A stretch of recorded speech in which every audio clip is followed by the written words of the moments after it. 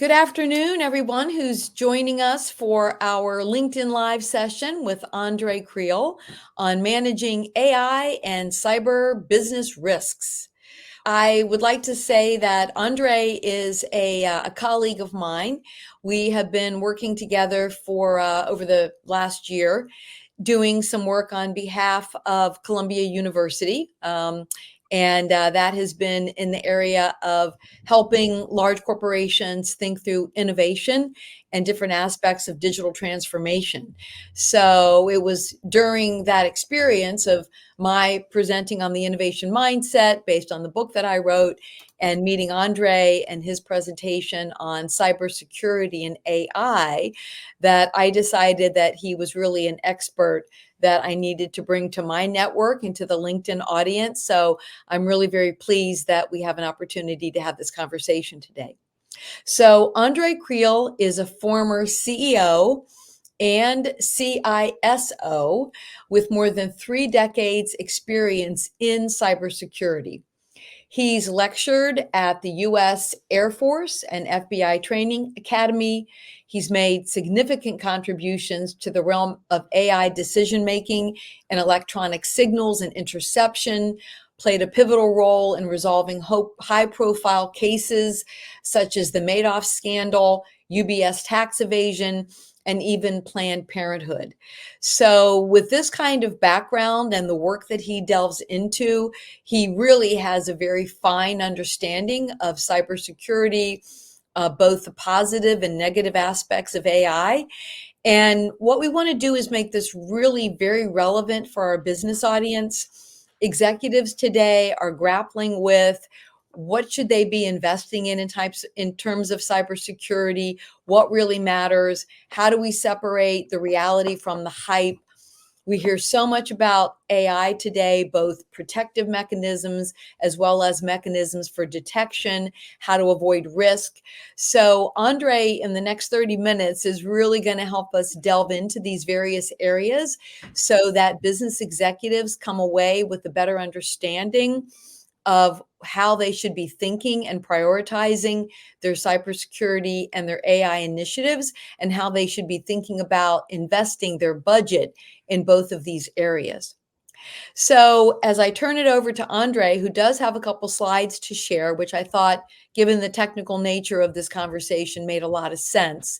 The first thing that we talked about in preparing for this is there is so much hype today about cybersecurity, about AI. And as passionate as we are about innovation, we know that this is not the first time that we find ourselves facing a situation where there is potentially misinformation, fear, anxiety, and a lot of hype around technology. So, Ondrej, maybe we can start by giving us some perspective on where we've been in the past with innovation and new technology launches and how that might show us parallels with where we are today.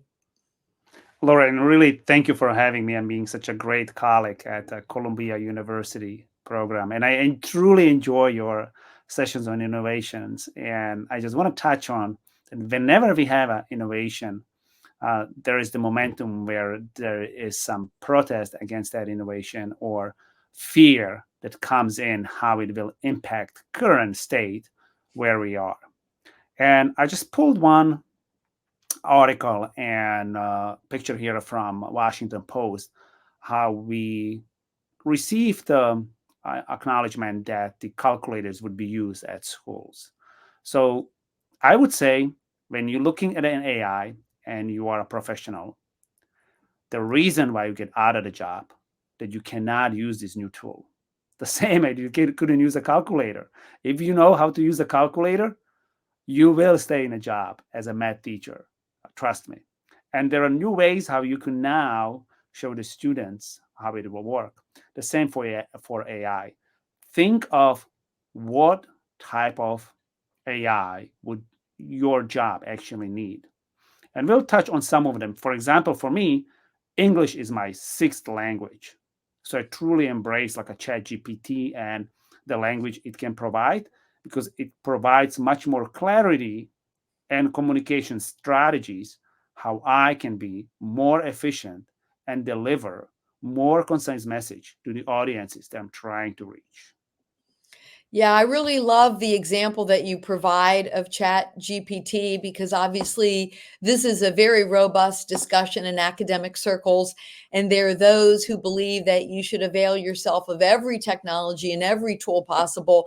All tools are going to have some kind of limitation, and it's a matter of figuring out the right use case. And I really appreciate the use case that you provided for us today because English being a sixth language, if it can help you with word choice, if it can help you with grammar, with editing your sentences, as someone who reads papers on a daily basis, proverbially reads papers, not anymore really, but I certainly do appreciate when students and all business professionals can write in a way that's very well and easily understood. So I really like that example.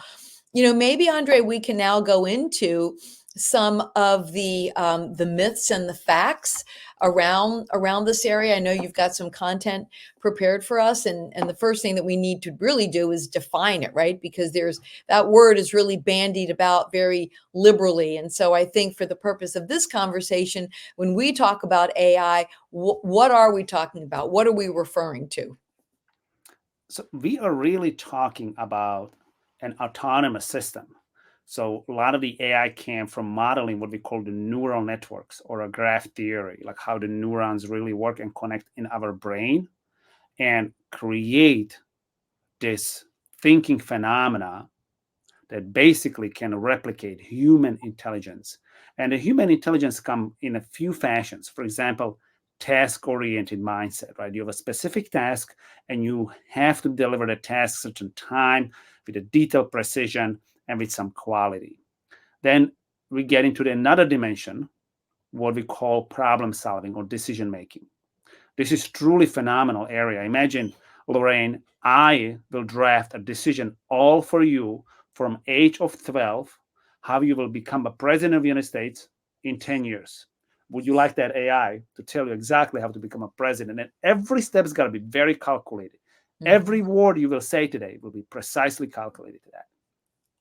Then another AI that like a view of the artificial intelligence and a parameter is simulation of these processes, right? These painful processes that create a relationship, trust, feelings that we have towards something that would be actually embedded in that AI system, the machine language itself. And what are the concepts that we currently actually have? We send something what we call machine learning, deep learning, and also we use significantly neural networks that's connected to the graph theory. Now, I also want to point it out that the current state, right, of AI is somewhere very different. If you look at, let me stay on this slide. If you just stay with, for example, ChatGPT, it costs $1 billion to create ChatGPT data center on NVIDIA cluster, investment in one single quarter. And all what we've got from that investment, is what we call large language model, meaning a finite set of words, a finite construct of English sentences, right? There's some prescription how we speak, and prediction basically in them. So we don't really have anything that you could download to your phone that would interact with you on a way that I describe in here. It doesn't exist yet. And I think it's important too, Ondrej, as we were discussing that Chat GPT is only in the English language.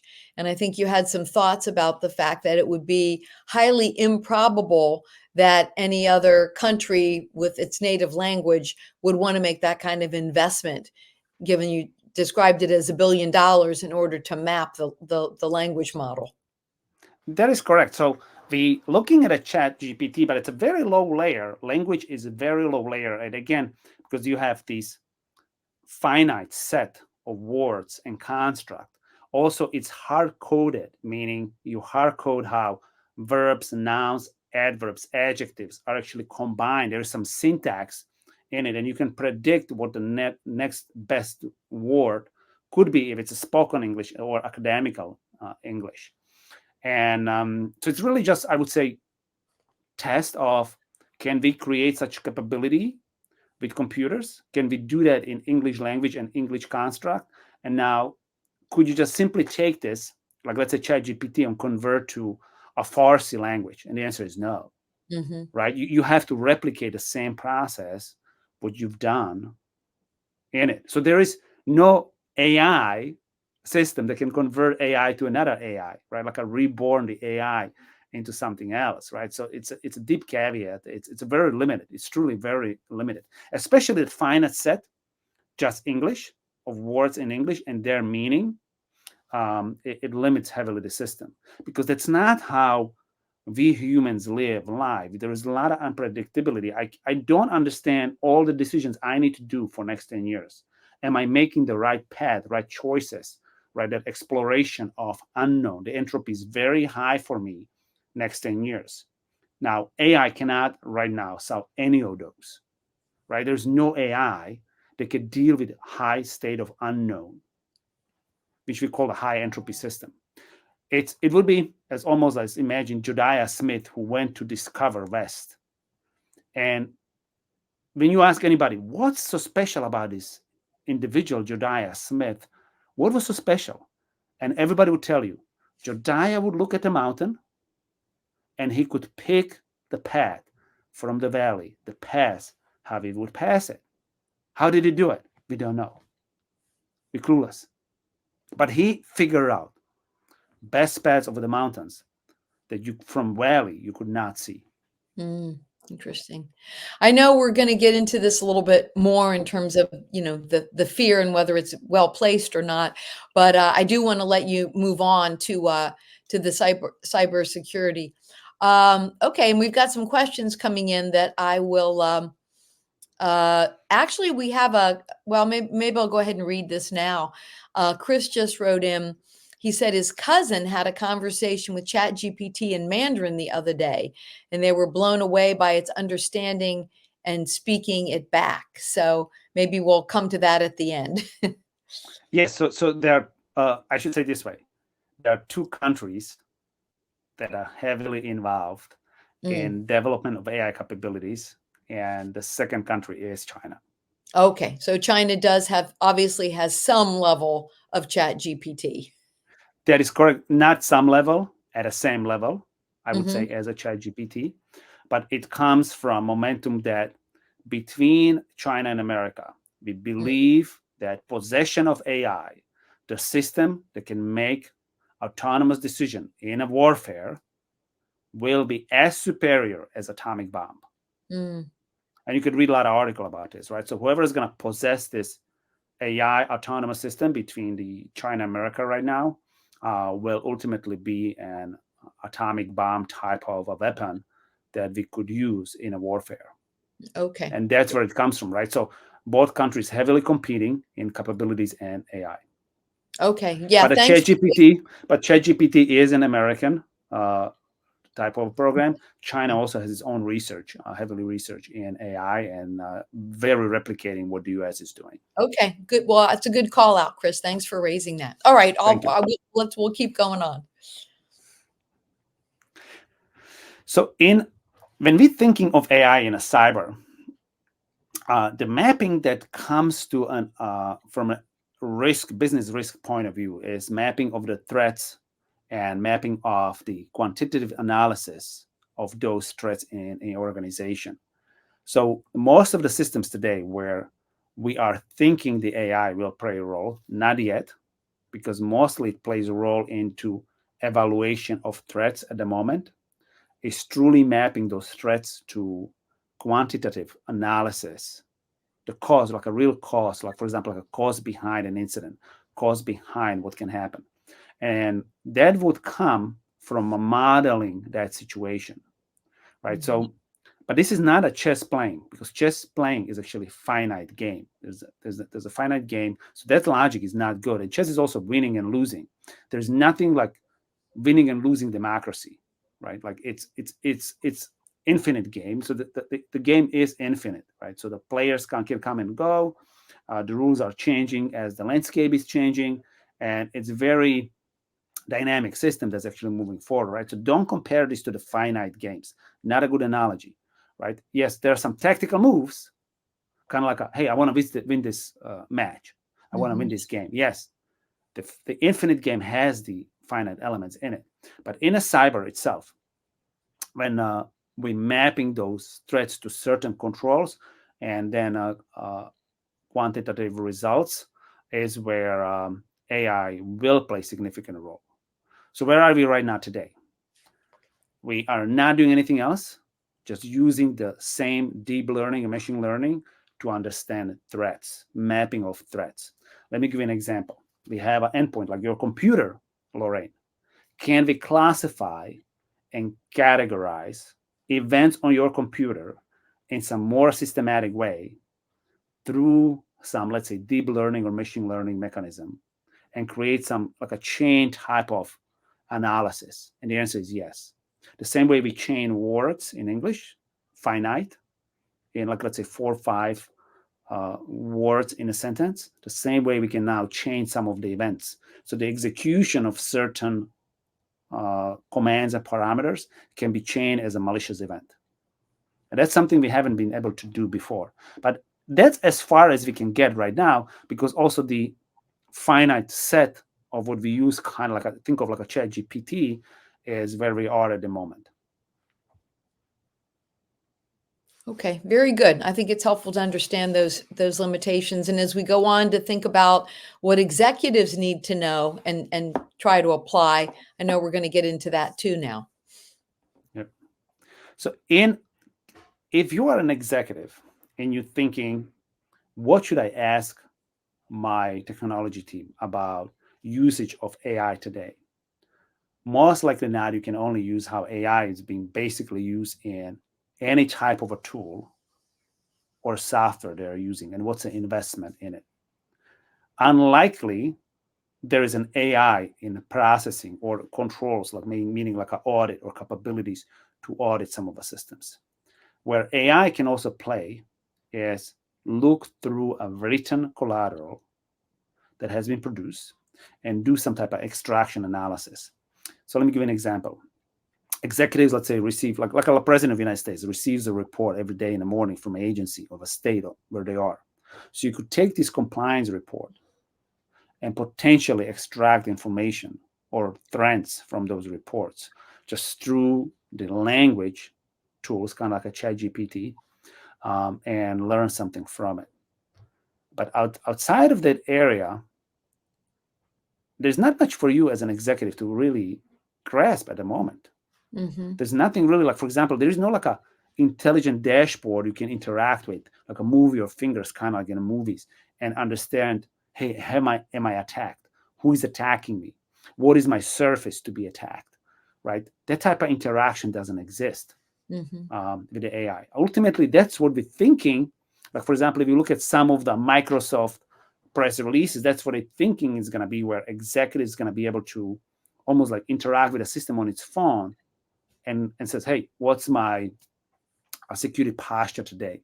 Right? How many attacks have been done? Who is conducting them? What do we know? Almost like you can have a 5 minutes conversation with your, let's say, phone or computer about state where you are. But that doesn't exist. So the ability to use it for that kind of predictive planning or decision making doesn't exist today. It's a little bit more like a rear view mirror view of current state of data based on current state correct. of data. It's just because if you look at how we interact, for example, with ChatGPT, you have to ask question and then content is provided to you. It's not that the ChatGPT is asking you questions or understand your state today, right? So it's not alarming you on anything. It's still driven by, I have to initiate conversation. I have to initiate that conversation. Versus in the future, what we believe should happen with more generative AI, that AI will tell you almost like, hey, the weather today is this. The cybersecurity posture today is this. We're not there yet. Like there's not even a system like to wake you up in the morning and tell you, Lorraine, I want you to do this today. I think it would be great for you.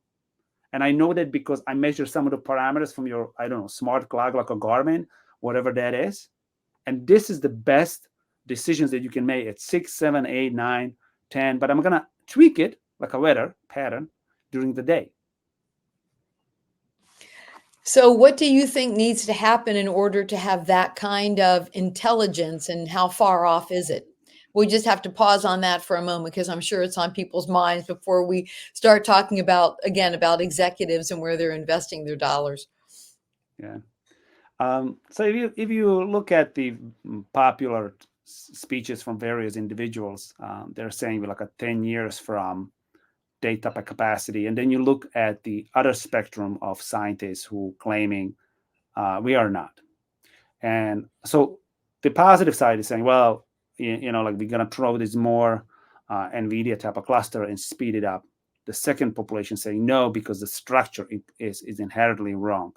And the reason why they're saying is that there's something called like an analog computer that can connect the kind of like a human cells and storage and processing power at the same time, and then basically move forward. Now, our brain needs around 40 watts to 100 watts a day to operate. Super, super low. Compared to the billion-dollar cluster of ChatGPT, I mean, we can cook the whole world with this, right?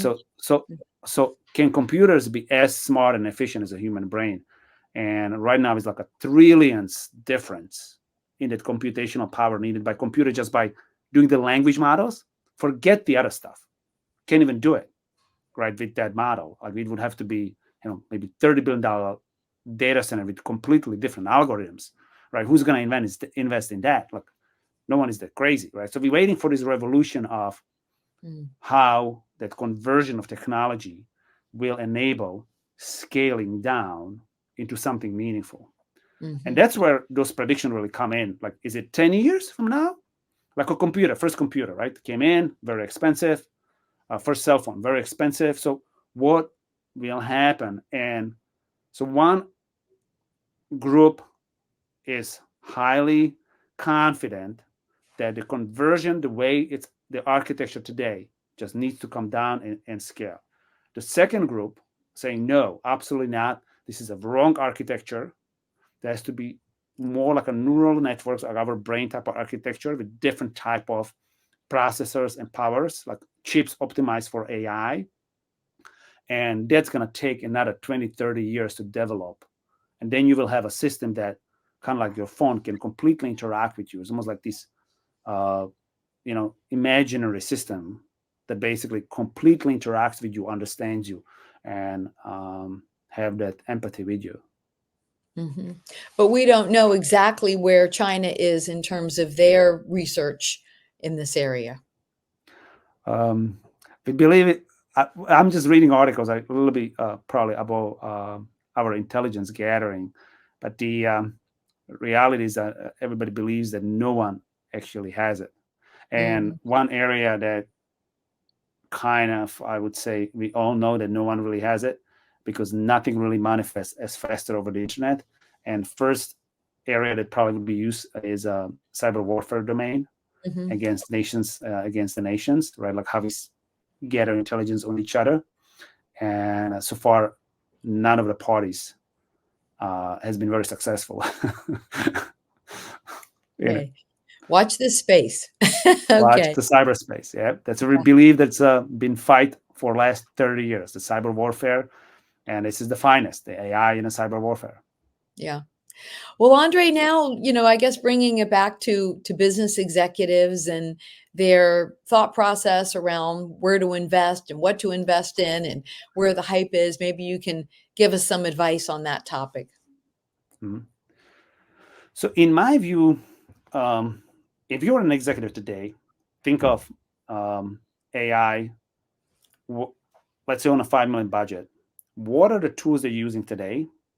And what would be that finite element of AI that would give you some of the clarity that you're looking for?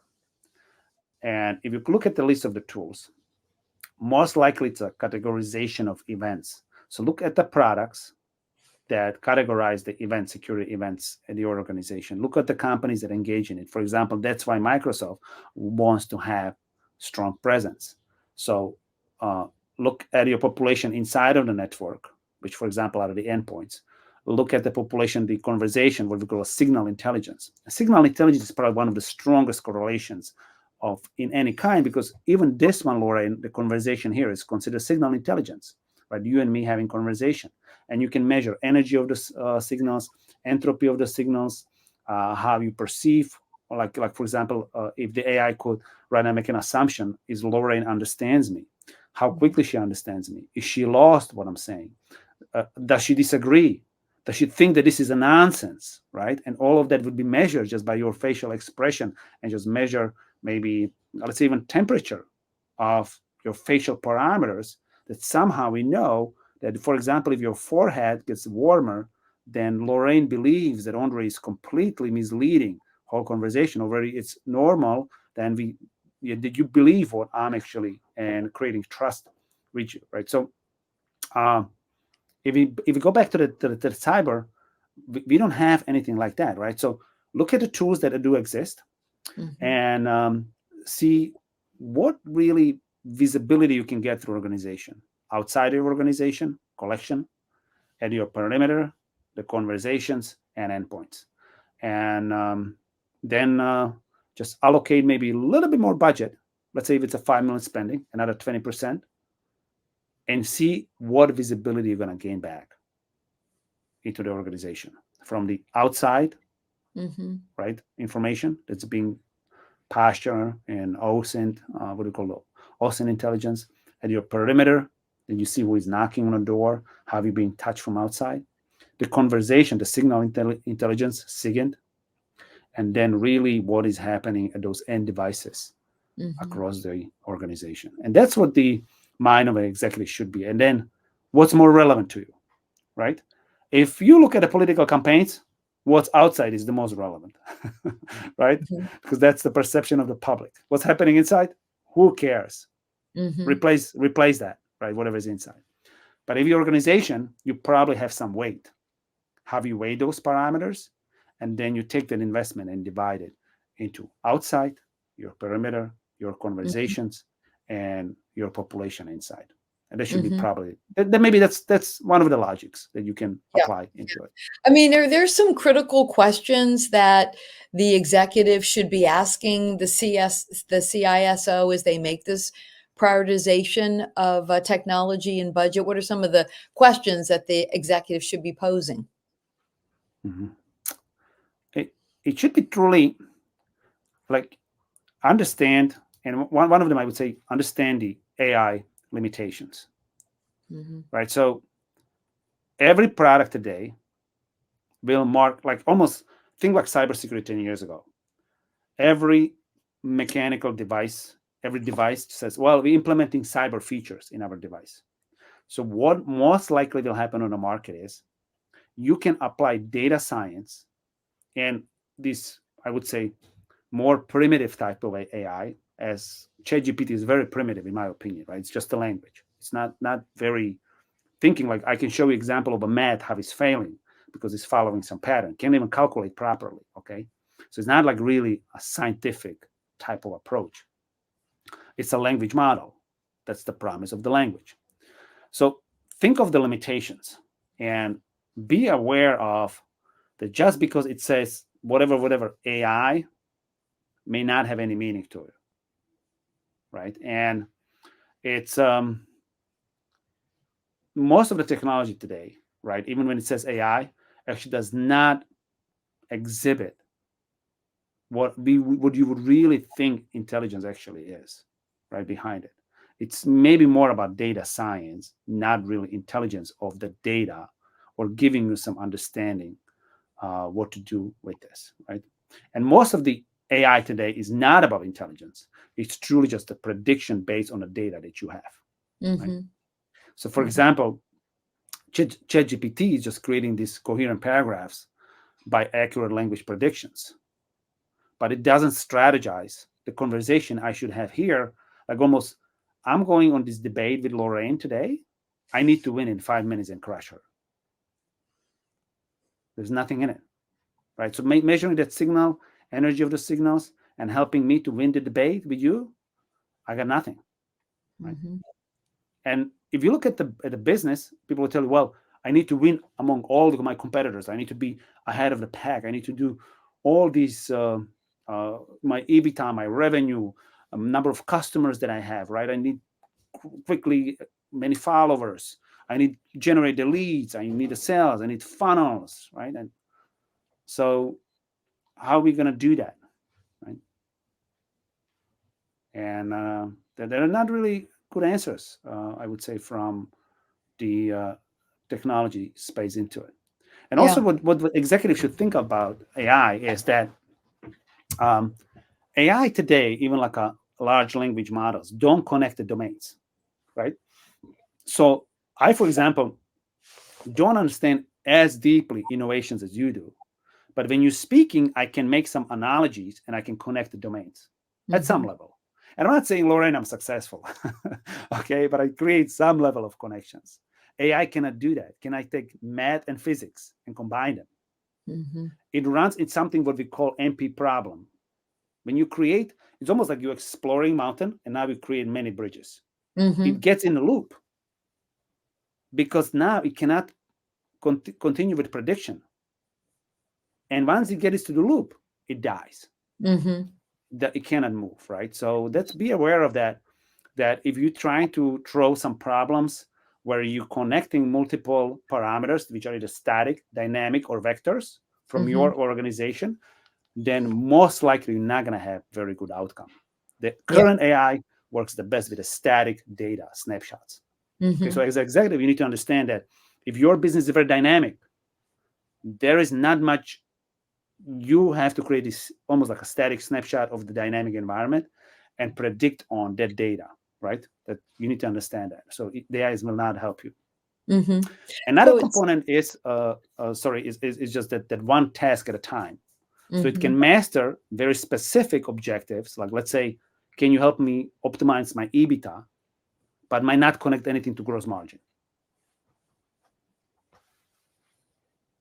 Right. So, I mean, I think the takeaways here as we, start to wrap up, and I want your final, comment or words of wisdom as well. But it is around really understanding the problem that you're trying to solve for and having very clear, articulated questions that you need to have answers to, making sure that the AI is designed to give you the answers or the support that you need, understanding its limitations. And then it sounds as though, as far as investing in it, more of that outside view of protecting the entity is worthwhile, but you suggest maybe doing it in increments, taking some time to evaluate for the additional spend, how much more security did you receive before you kind of blow the whole budget on something that's very bold and all inclusive. Take a little bit more of an incremental approach. Yeah, most likely any spending in a cyber for AI will be because of the disconnect of the domain will only play a role in that very specific domain. So, for example, we say Mhm. identity and access management. Mhm. Unlikely you will be able to connect that identity access management to anything else. And again, because it just doesn't exist. So now the question is, if you invested 20% more, are you learning? Is that 80% ratio Mhm. more Mhm. from your investment, or you're just getting more granular in it, and how important that for you is? And the Mhm. answer could be, if that is accounting department that wires money out every day, that make a difference. If that's a user population that's just out there and doesn't have access to critical systems per se, maybe that's not as valuable to make that investment. So maybe segmentation also across where you make that investment Mhm. has to be in a consideration. Yeah, I think that's a really good point to say that the domains or the silos, that it can't cross those channels, so to speak, as you mentioned. Yeah. Yeah. Okay, well, we can talk for just a minute. I know we're starting to wrap up here. Hopefully, folks can hold on for another couple minutes while Ondrej completes his presentation. Some really great tidbits in these next couple slides. So please go ahead, Ondrej. So I often get a question is like, what should I really worry about if I'm an executive? And I would say what you need to think are really what you don't see in the news. And that is the one question is how much data have been taken about you from online to study you and can be used by competitors, right? Or how much data really leaked from all these intrusions about you as an organization and now can be leveraged somewhere else. I wouldn't worry much about getting into conversation how AI is going to eliminate humankind, the same way as I would not worry as much about the TikTok conversations. They have a place, and they have a place at a much higher level somewhere else. But as a business, I was truly focused.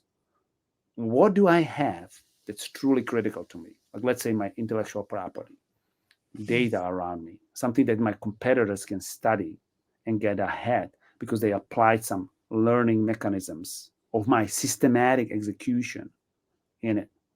Because ultimately, what the investors value or what we value in the market is the systematic annual recurring revenue execution of the company. What is that propelling vehicle that basically attracts the clients and my customers to me? And then they can learn anything from it. And one area, because we have now large language modules implemented, is your marketing, your branding. Have you perceived by words as a brand? I would worry about that because ultimately, when you're looking at a powerful speakers, they had the way they conduct the language, how they master the language, and how they presenting themselves. The same companies, the way the company explains why they do what they do is part of the magic. Like if you look at Apple, right? We challenge everything on the market. We create, we happen to be very good thinkers and we can invent things. And by the way, we invent all these beautiful things. You want to buy them, right? So there is that marketing why you should buy from me and not from someone else the same product, because everybody can make and phone. I'm sorry to say that, but almost everybody can make the phone. So why Apple is so superior? Yes, there is UI and anything into it, but when the Apple was kind of a superb product, the messaging was the key to customers. So that's what you should really worry as an executive. Like, what is if the large language models are now can really embrace AI, what can we learn from them about our competitors? And what should we really focus on for our brand in terms of messaging and communication? Mm-hmm. Yeah, really interesting area. I'm sure a lot we could delve into on that particular one. Ondrej, anything else that you want to comment on in terms of leaving our audience with some final points here? So in cybersecurity, we believe life is a breach. At some point of a time, some cyber sickness will be knocking in your corner, right? If it's like a small cyber call, some phishing email, some cyber flu, kind of like a malware, or really bad nation state threat actor knocking on an enterprise. So think of it as most likely not, you will need a cyber doctor. And would you want to work with a cyber doctor that says, well, I have these all analytics that I can apply and be very honest? It's maybe limited, but it's based on data science. It's based on the cutting edge technology versus doctors that don't use that type of technology.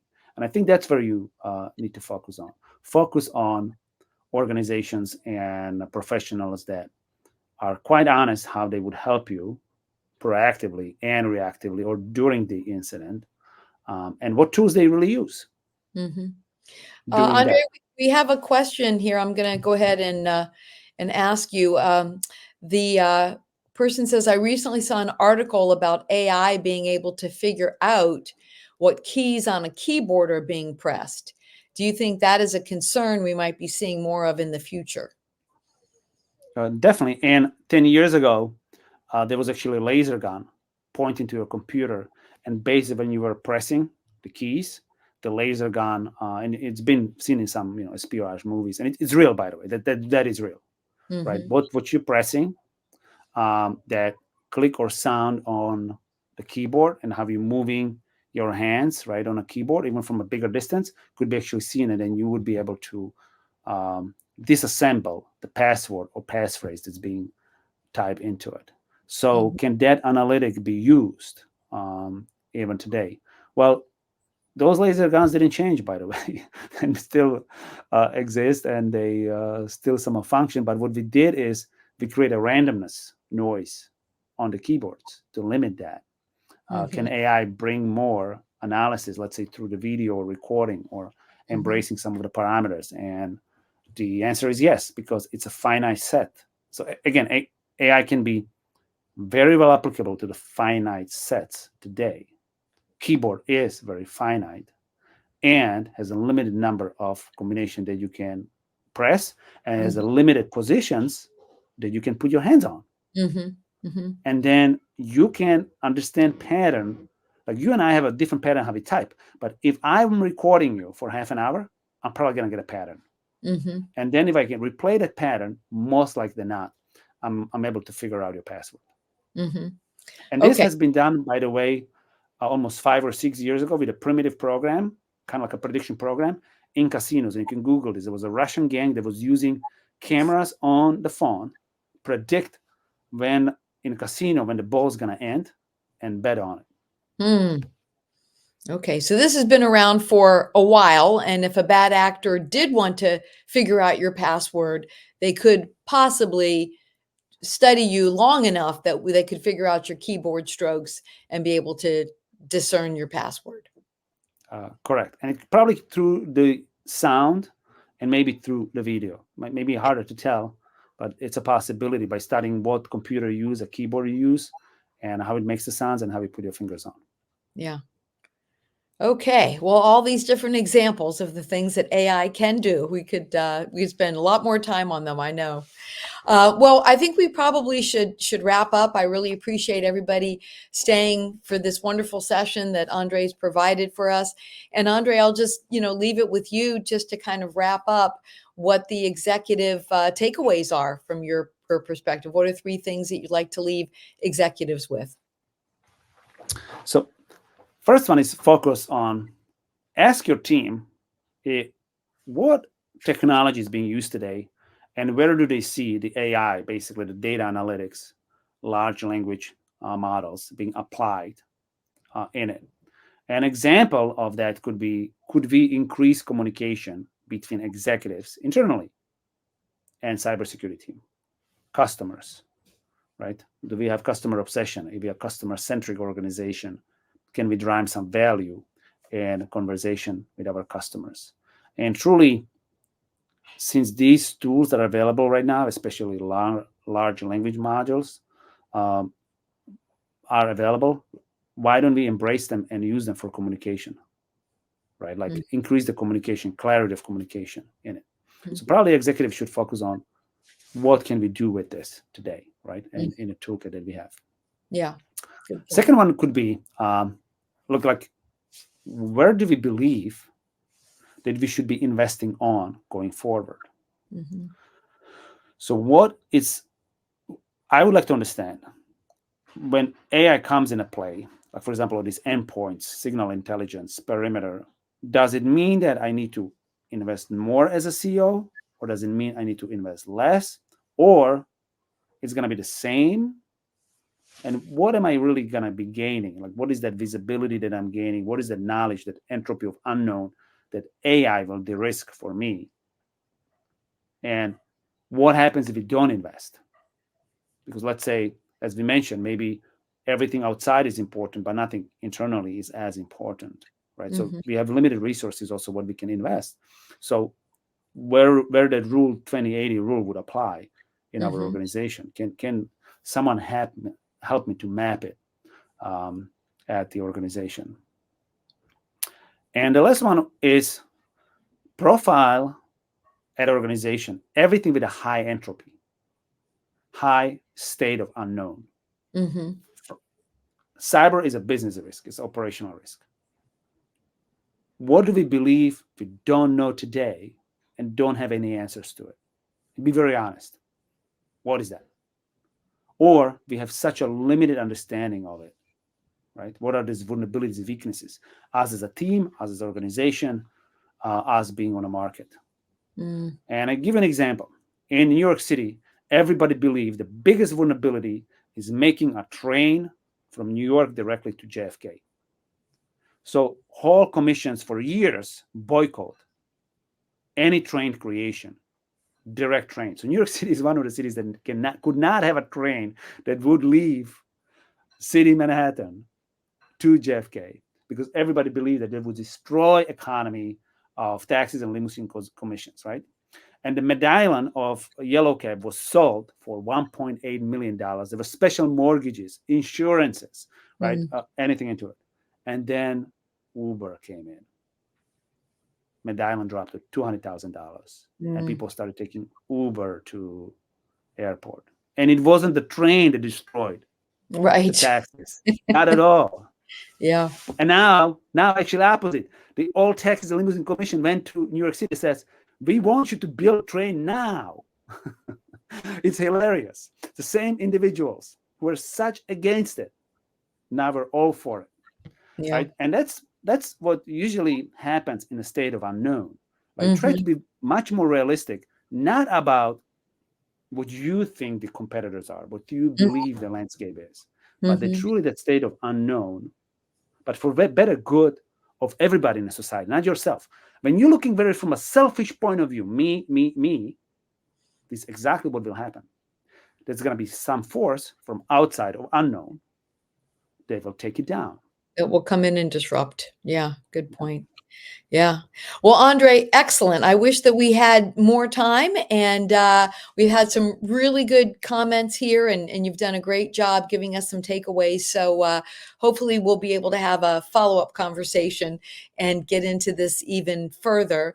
I would like to let you all know that Ondrej is available to communicate with you on LinkedIn about what we talked about today. He's put some slides together, so if you'd like to have a copy of them, just let us know. Be happy to get them over to you, and you'll be able to see this recording for some period of time. It'll be on LinkedIn, and we really hope that you enjoyed it. And if you're so inclined, share it in your network and get information about this important topic that there is a lot of misunderstanding and misinformation about. We really want you to get this out here because our goal in putting this together was to help to demystify, to debunk myths, and to just really shine a light on the reality and the truth of what it is we are grappling with when it comes to AI and cybersecurity, and try to make it easier for executives to manage these tools and protect their businesses.